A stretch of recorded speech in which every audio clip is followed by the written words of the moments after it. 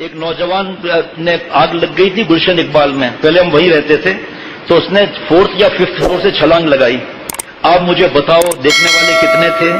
اگر یہ آگے بڑھتے کیا اس کو اپنے ہاتھوں پر نہیں لے سکتے تھے؟ کیا بم گر رہا تھا؟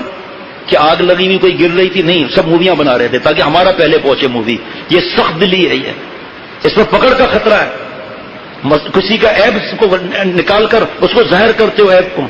بیوی سے گالیاں دی، بدتمیزی کی، بیوی نے کو سامنے نہیں بولنا چاہیے تھا، بیوی نے سامنے بدتمیزی کی اور اس کو ریکارڈ کر لیا اور آواز کو آگے پہنچا دیا، نامحرم کی آواز کو پہنچا دیا آگے. اس کو ذلیل اور رسوا کر رہے ہو، اپنا تو ٹیپ نہیں کیا.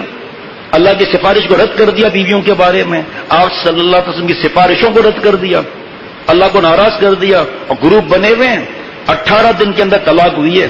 ہاں، ایک آ رہا ہے کہ ہاں ہم سے اس نے ایسا ہی کیا تھا، دوسری کا آ رہا ہے کہ ہاں اس نے یہ بھی کیا تھا. 18 دن میں طلاق ہو گئی. کس کو گناہ ملے گا اس کا؟ بڑے آئے دوسروں کے عیب کھولنے والے.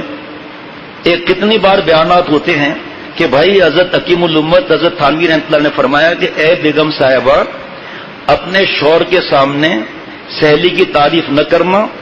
اگر تمہارا جو ہے شوہر کا دل اس پر آ گیا تو ساری زندگی روگی. اے دوست، اپنے بیوی کی تعریف نہ کرنا. اگر تیرے دوست کا دل آ گیا ساری عمر روئے گا. ابھی ایک خاتون جو ہے اس کی سہیلی کی شادی ہوئی، چند دن پہلے کی بات ہے، کسی اور ملک کی بات بتا رہا ہوں. یہاں بھی ایسے واقعات ہیں جو واٹس ایپ پر اپنا وائس میسج بھیج رہی ہیں. واٹس ایپ کے اندر دو چیزیں خطرناک ہیں، یا واٹس ایپ یا ڈیجیٹل میں، کہ اس کی شکل پہلے سے زیادہ خوبصورت نظر آئے گی. یہ ٹیکنالوجی اندر ہے. میں بوڑھا ہوں، میری آواز میں نے سنی تو ایسا لگا کہ میرے 18 سال پہلے کی آواز ہے یہ. اب جب خاتون کی آواز جائے گی واٹس ایپ کے اندر یا جیسے وائس میسج میں، تو ریکارڈ ہو گئی اور اس کو سنا جا رہا ہے، نام بیرم بھی سن رہے ہیں، اس کو خاتون کو پتہ ہی نہیں اس پر کیا عذاب لگ رہا ہے. تو ایک خاتون کے سہیلی کی شادی ہوئی، وہ اس سے باتیں کر رہی ہے، ہنس رہی ہے، اور وہ بیوقوف نے مائک کھولا ہوا ہے. اس کا شوہر کا دل اس پر آ گیا اور اس کو شادی کا پیغام بھی نالائق نے بھیج دیا. اب یہ محترمہ جو وائس میسج سناتی تھی نا، یہ جو ٹیلی فون پہ مائک کھول کے سناتی تھی، اب رو رہی ہے. شوہر پوچھتا بھی نہیں ہے، سہیلی کی تعریف کرتا رہتا ہے. کیوں؟ آپ نے شریعت کی بات نہیں مانی.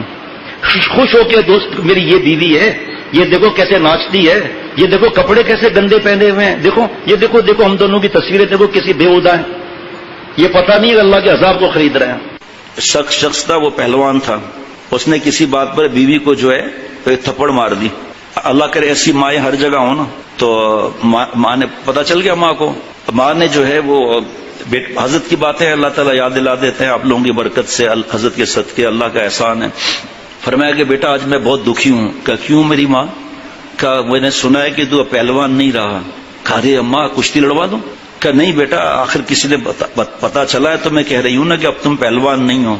کہ ماں کیسے پہلوان نہیں ہوں؟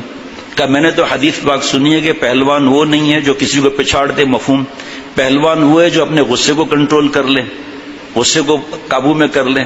تو تم نے میری بیٹی یعنی بہو کو، میری بیٹی کو مارا ہے، تو پہلوان کہاں رہا؟ ماں سے معافی مانگی کہ ابھی جا کے بیوی سے معافی مانگتا ہوں. آج یہ جو گروپ بنے ہوئے ہیں نا، مفتی محمد نعیم صاحب نے مولوی فرحان سے کہا کہ بھائی مجھے پتا چلا ہے تمہارے دوستوں کا گروپ ہے اہل علم کا، میں زیادہ تفصیل نہیں کرتا، اس کو ختم کرو گروپ کو. آج بھی مولوی فرحان دعائیں دیتا ہے کہ ابا اس گروپ میں ہمارے سلف صالحین کو بھی نہیں چھوڑا گیا، مفتی اعظم مفتی رفیع عثمانی صاحب کو بھی نہیں چھوڑا گیا. آپس میں بحثیں، غیبتیں، بہتان. کعبہ میں تو برباد ہو جاتا. دل میں تھا کہ یہ غلط ہو رہا ہے لیکن ہمت نہیں ہوتی تھی. حضرت نے فرمایا فوراً چھوڑ دیا. ابھی 2 واقعات ایسے قریب میں، اور تو زیادہ ہیں. خاندان کا گروپ بنا ہوا ہے اور بیوقوفی میں بیٹی صاحبہ جو ہے وہ لڑ کر میکے آ گئی. اب جناب غیبتیں، بہتان. پیارے شیخ فرماتے تھے لڑانے والے زیادہ، جوڑنے والے کم. آگ لگانے والے زیادہ، آگ بجھانے والے کم. 17 دن کے اندر طلاق ہو گئی. صرف یہ غیبت اور بہتان اور چغلیاں، الزام، جھوٹ، پتہ نہیں کیا کیا. اللہ معاف فرمائے.